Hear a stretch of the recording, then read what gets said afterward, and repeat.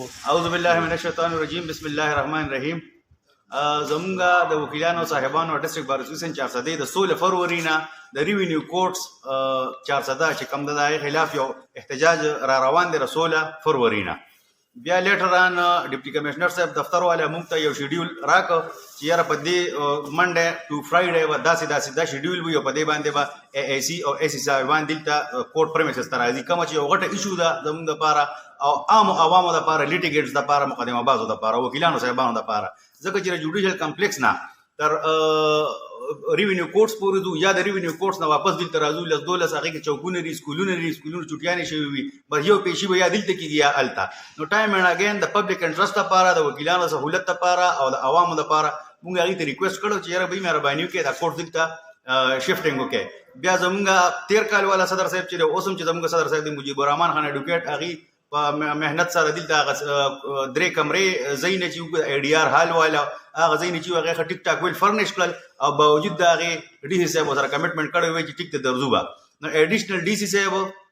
کم اپیلونه چې اوري او ایډیشنل اسسټنټ کمشنر صاحب کم چې کیسز اوري پارټیشن او پروډیوس هغې اوسه پورې په هغې باندې څه عمل درآمد نه دی کړی. نن کمشنر پېښور ډیویژن پېښور دلته راغلی 400 ته د اسپتال چکر یې لګولی دی خو د عامو عوامو د مقدمه بازو کم چې کنسرن د دوی کار دی نو هغې دپاره خیر خیریت دی. بیا د صدر صاحب په وینا باندې موږ یو ایمرجنسي جنرال باډي میټینګ راوغوښته او صدر صاحب په هغې کې وکیلانو صاحبانو ته خپل اظهار خیال وکړو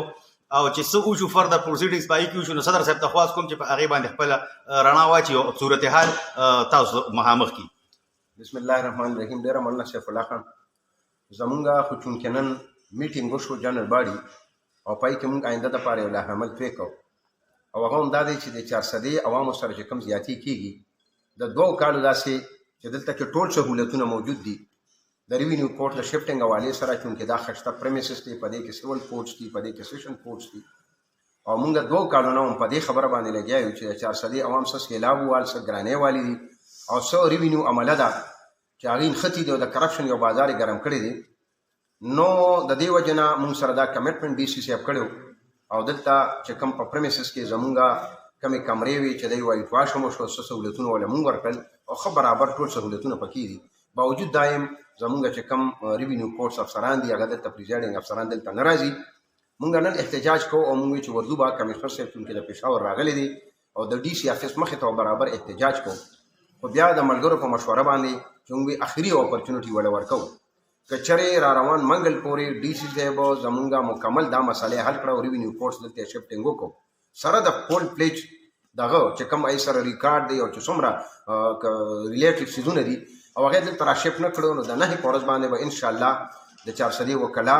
دې سره به تاجر برادري وي مونږ سره به سیول سوسایټي وي مونږ سره به میډیا والا وي مونږ سره مزدوران وي مونږ سره به غري پولیس وي او مونږ به د ډي سی افس مخې ته برابر احتجاج کوو او دا احتجاج به هغه وخته پورې چې تر کوم وخته پورې د ریوینیو کورټ دلته عملاً